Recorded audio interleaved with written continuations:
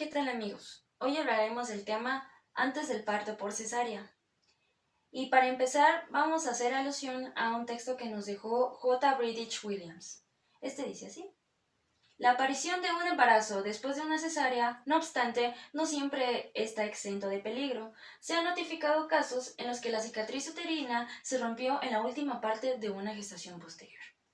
A partir de esto decimos que a inicios del siglo XX la cesárea se había vuelto relativamente segura. Sin embargo, las mujeres que sobrevivían a la primera operación tenían una gestación posterior y así tenían un riesgo de ruptura de la cicatriz uterina. De hecho, Esmen en 1950 describió una tasa de parto vaginal tras cesárea de un 30%. De estas, el 2% se generó una ruptura uterina. Y esto se vio reflejado en la mortalidad materna, ascendiendo a un 10%. En 1960, la tasa general de partos por cesárea era de tan solo el 5%. Pero a medida que estos partos por cesárea aumentaron, también lo hizo una repetición de cesárea. Esto hizo que en 1980 el Instituto Nacional de Salud se cuestionara la necesidad de la rutina de repetición de cesárea. Esto inició el uso del VBAC, que es un parto vaginal después de una cesárea, haciendo que su uso aumentara en un 3.4% en 1980 y un 28.3% en 1996. Sin embargo, a medida que el VBAC aumentó, también lo hizo la morbilidad y mortalidad materna y perinatal debido a una rotura uterina. Esto hizo que el TOLAC no se usara, el cual es un ensayo de parto vaginal tras una incisión de cesárea, y se advirtiera en cambio que se debía hacer en instituciones adecuadas, con suficiente disponibilidad. Así hizo que en 2000 el uso de este VBAC aumentó en un 70% en mujeres exitosas, pero volviera a bajar en 2008 a un 38%. Factores tanto médicos como no médicos han influido en la disminución del VBAC. Dicho esto, tenemos que una mujer con un parto anterior por cesárea, en la planificación de su embarazo o su ruta de parto, debe primeramente asegurar un asesoramiento preconcepcional y a su vez dar un seguimiento con la atención prenatal temprana. Cabe resaltar que cualquier decisión está sujeta a revisiones continuas. Dicho esto también, en caso de que no se presente ninguna circunstancia atenuante en la situación, hay dos opciones: poder usar el TOLAC o el RCD. Cuando elegimos el TOLAC, este tiene por objetivo lograr un parto vaginal. Sin embargo, cuando por alguna circunstancia se tiene que realizar un parto por cesárea de nuevo, se denominará ensayo de parto vaginal fallido. La segunda opción es usar el RCD, que es el parto por cesárea de repetición electiva. Y este incluye tanto el parto por cesárea programado como el no programado. Sin embargo, este último será planificado en caso de alguna circunstancia adversa. Algunos de los factores que tenemos que resaltar para elegir usar el TOLAC son tanto factores económicos como el personal y legales. También cabe resaltar que tenemos que evaluar cuáles son los riesgos y los beneficios de usar este procedimiento. Riesgos de la ruta de parto vaginal. A medida que los riesgos de rotura uterina aumentaron más de lo esperado, el Colegio Americano de Obstetras y Ginecólogos en el 2017 emitió boletines que estaban a favor del TOLAC. Sin embargo, también hacían alusión a ser más cautelosos con esta práctica.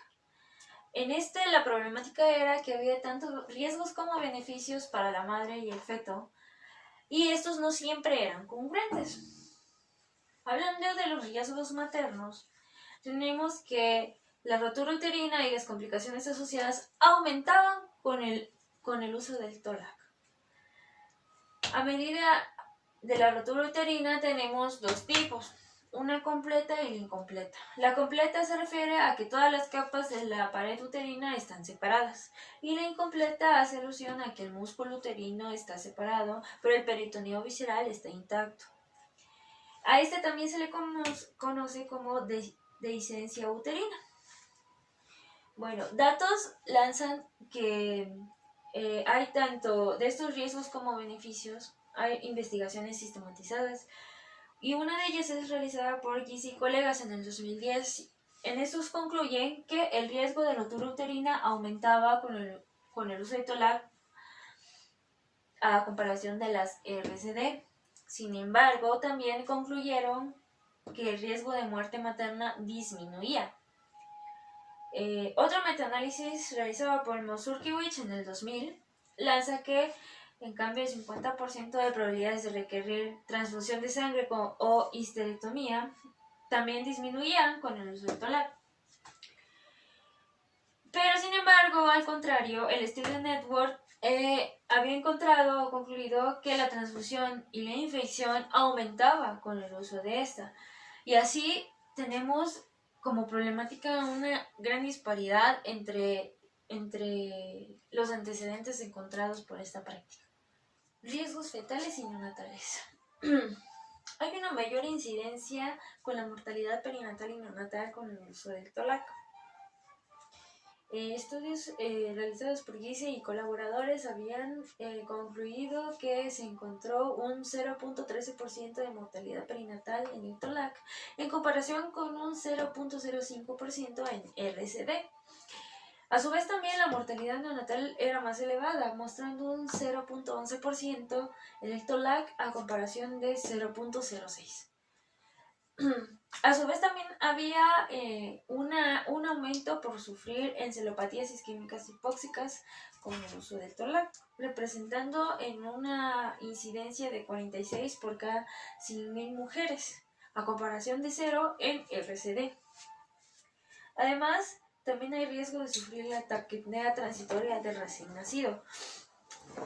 Se había encontrado en esta ocasión que en el RCD era mayor la incidencia, mostrando ligeramente un aumento de 4.2 a comparación de 3.6. Y se había demostrado también que los casos de ventilación neonatal usando la bolsa y mascarilla eran más frecuentes en el TOLAC, representando un 5.4% en comparación de un 2.5%. Candidatas para el ensayo de parto vaginal. Las recomendaciones actuales del Colegio Americano de Obstetras y Ginecólogos, con actualización en 2017, son que la mayoría de mujeres con histerectomía previa transversal baja son candidatas para recibir TOLAC, y según corresponda se dará un asesoramiento sobre las opciones de TOLAC y el parto por cesárea de repetición electiva. Los factores que influyen en la recomendación del TOLAC son la incisión uterina previa. Con un riesgo alto tenemos que las incisiones verticales previas que se extienden hacia el fondo son una de estas. Y otra puede ser el riesgo de rotura uterina, según sea el caso. De hecho, en un estudio con 157 mujeres con cesárea clásica previa, se encontró que una de ellas tenía ruptura uterina completa y el 9% una de dehiscencia. También el parto prematuro por cesárea aumenta por el doble de riesgo de la ruptura uterina. Otro de los factores que influyen y que de hecho está contraindicado es la incisión uterina clásica. Y su probabilidad de esta incisión se encuentra entre las mujeres con cesárea que se realizan cesárea en la semana 24 o 25. Y también se encuentra una alta incidencia en las presentaciones no cefálicas. Uno de los factores más importantes a tomar en cuenta sobre la recomendación del TOLAC son el tipo de la incisión previa. Y aquí podemos ver cuáles son los tipos de incisión previa y la porcentaje de rotura estimada. Los factores más aumentados son los tipos de incisión previa en forma de T. También otro de los factores con el parto anterior prematuro por cesárea tiene un riesgo aumentado de la rotura estimada. Y también el útero superior con un porcentaje de 9.32%. Y seguidos de estos, los que se encuentran un poco más elevados son la incisión previa clásica y la rotura uterina previa en el segmento inferior. Así, terminando la tabla, las que siguen son incisiones baja vertical y las múltiples bajas transversales. ¿Qué tal, compañeros? Proseguimos con el siguiente tema, que es cierre de incisión previa. Hablaremos un poco sobre la histerotomía baja transversal. La histerotomía baja transversal puede ser suturada mediante una capa o mediante dos capas. Mediante una capa vemos mediante la ecografía un aumento en el miómetro, mientras que cuando se utiliza el método de las dos capas no se presenta el aumento del grosor miometral. La ecografía ha sido utilizada previamente para predecir la probabilidad de la ruptura. La mortalidad materna grave se asocia con el número previo de partos por cesárea. El siguiente tema es ruptura uterina previa. En la ruptura uterina previa se presentan dos segmentos, el segmento bajo y el segmento superior. El segmento bajo tiene un riesgo de una recurrencia de una ruptura del 6%, mientras que el segmento superior tiene un riesgo más alto, que es del 9 al 32%. También estudios de resonancia magnética nos mencionan que la curación miometral puede tardar de 6 meses en adelante. También el parto vaginal previo reduce el riesgo de una ruptura uterina. El embarazo gemelar no influye en un riesgo en una ruptura uterina. En estadísticas nos mencionan que 46,000 mujeres que presentan un parto por cesárea tienen problemas en su embarazo, y se presentan 209 muertes fetales de las 46,000 mujeres presentadas. Compañeros, el siguiente tema es el de las prostaglandinas, las cuales son ácidos grasos monocarboxílicos insaturados de 20 carbonos derivados del ácido araquidónico y están formados por cadenas y un anillo de 5 carbonos. Estas prostaglandinas son comúnmente utilizadas para la maduración cervical y la inducción del parto. Tenemos principalmente lo que es el misoprostol, el cual es un análogo sintético de la prostaglandina E1 y está constituido por partes equivalentes de dos isómeros en equilibrio. Y se utiliza para la provocación del parto, la maduración del cuello uterino y lo que es la inducción del parto. El uso extenso del misoprostol se debe a que es de bajo costo, es termoestable, es efectivo contra las contracciones uterinas y tiene un menor riesgo de efectos colaterales. En los métodos mecánicos tenemos que se usa el catéter Foley transcervical para la maduración cervical y la inducción del trabajo de parto. Se hizo un estudio retrospectivo en 2.479 mujeres con una cesárea previa, y el riesgo de que éstas presentaran una rotura uterina fue con el catéter de Foley transcervical fue de 1.6%, con el parto espontáneo fue de 1.1% y con el uso de amniotomía con o sin oxitocina fue de 1.2%. En el estudio se observó que el riesgo de tener una rotura uterina durante el trabajo de parto tras la maduración cervical del catéter de Foley en comparación con el inicio espontáneo del trabajo de parto fue de 1.9%. En cuanto a la analgesia epidural, tenemos que es una analgesia que las mujeres embarazadas piden para el alivio del dolor durante el trabajo de parto. El epidural bloquea los impulsos nerviosos de los segmentos espinales inferiores, provocando una disminución de la sensibilidad de la parte inferior del cuerpo.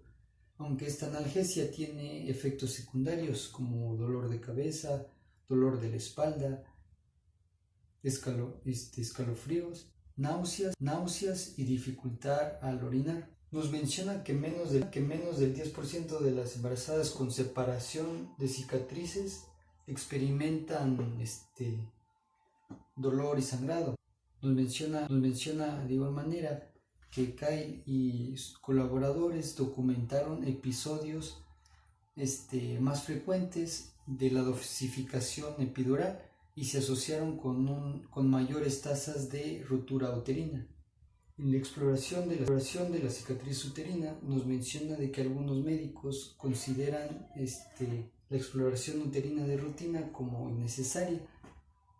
Nos menciona un estudio longitudinal que se elaboró en 3.469 mujeres que tuvieron un parto vaginal después de una cesárea y se presentaron 7 descisenas uterinas y una rotura uterina y se produjeron una fracción global de eventos del 0.23%. Y se llegó a la conclusión de que la evaluación transcervical solo debe llevarse a cabo con las pacientes asintomáticas. El siguiente tema es la rotura de la cicatriz uterina. Aquí nos menciona de que no hay ningún patrón específico que presagie estos eventos.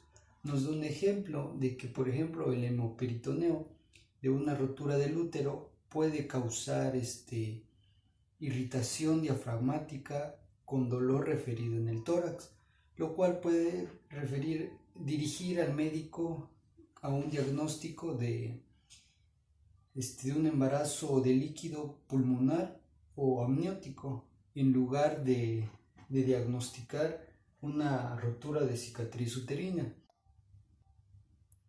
Nos muestra esta figura en la cual hay un trazado de la frecuencia cardíaca fetal de una mujer cuyo útero se rompió durante el parto y mientras pujaba, la rotura aparentemente estimuló un pujo de reflejo, después de lo cual el tono uterino disminuyó y la bradicardia fetal empeoró. En cuanto al tiempo de la decisión de parto, nos menciona de que con la rotura y la expulsión del feto de la cavidad peritoneal, las probabilidades de supervivencia fetal son desalentadoras. Nos refiere que las tasas de mortalidad varían entre 50 a 75% y que la única posibilidad de supervivencia para el feto es por medio de un parto inmediato por la paratomía, que en la rotura completa durante el trabajo de parto vaginal tras una incisión de cesárea puede ser necesaria una histerectomía y que en casos selectos se puede realizar la separación de la sutura con preservación uterina. El siguiente tema es partos de múltiple repetición por cesárea. En el libro nos menciona una gráfica de las complicaciones más frecuentes por partos por cesárea repetida. En esta imagen nos presenta las fracciones de algunas de las complicaciones por partos por cesárea repetidas. Ahí nos muestra en color morado infecciones por herida o uterina, en rojo por la placenta previa, en rosado por transfusión, celeste por histerectomía. Nos menciona que la red abordó los problemas del aumento de la mortalidad en un corte de 30.132 mujeres que tuvieron de 1 a 6 partos por cesárea. Nos menciona que otros resultados son más difíciles de cuantificar, como por ejemplo los riesgos de obstrucción intestinal y el dolor pélvico por enfermedad adhesiva peritoneal, los cuales aumentan por cada parto por cesárea. Les hablaré un poco de lo que es el síndrome del choque séptico, enfermedad febril aguda con trastorno multisistémico grave.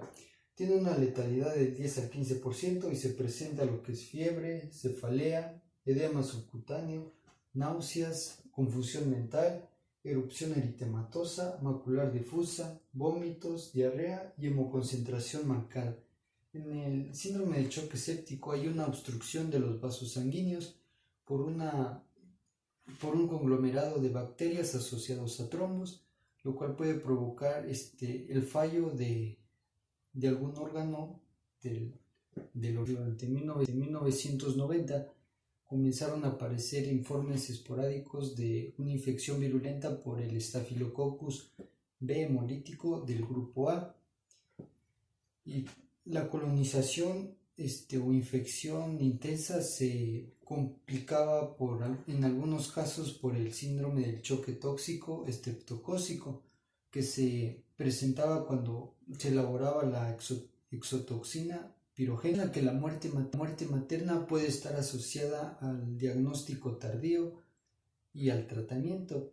El síndrome del choque séptico puede afectar gravemente al recién nacido, ya que se describió muerte neonatal después del síndrome del choque séptico prenatal. La terapia antimicrobiana se incluye lo que es el estafilococcus y la cobertura estafilocócica, y si hay evidencia de una infección pélvica, se utiliza la terapia antimicrobiana, que deben incluir agentes utilizados para las infecciones polimicrobianas. Y las pacientes con estas afectaciones a veces pueden requerir un desbridamiento extenso de la herida y posiblemente una histerectomía. Debido a que la toxina es tan potente, la tasa de mortalidad es correspondientemente alta. El síndrome de sepsis nos menciona que varias infecciones están acompañadas por la liberación de endotoxina y exotoxina que pueden desencadenar este síndrome. Una de las características es la activación de la coagulación, y rara vez la sepsis sola causa un consumo masivo del procoagulante. La bacteria por Escherichia coli se observa con frecuencia con la pielonefritis anteparto y las infecciones puerperales. Sin embargo, la coagulopatía de consumo no suele ser grave. Algunas excepciones notables son la septicemia asociada con infección puerperal o aborto séptico, causado por exotoxinas liberadas por organismos infectados. En el aborto séptico es especialmente asociado con los organismos que ya mencioné, se puede presentar una coagulación y empeoramiento de la hemorragia. Y el síndrome de sepsis acompañado de la coagulación intravascular representa el 25% de las muertes relacionadas con el aborto. En el pasado, especialmente en los abortos ilegales, las manifestaciones con Clostridium perfringens fueron una causa frecuente de hemólisis intravascular, referido en el Hospital Parkland en 1971. Nos menciona que la infección se hace evidente debido a la angustia fetal y en ocasiones a causa de la hipoglucemia materna o hemorragia oculta. Pues eso sería todo de mi parte. Gracias, compañeros.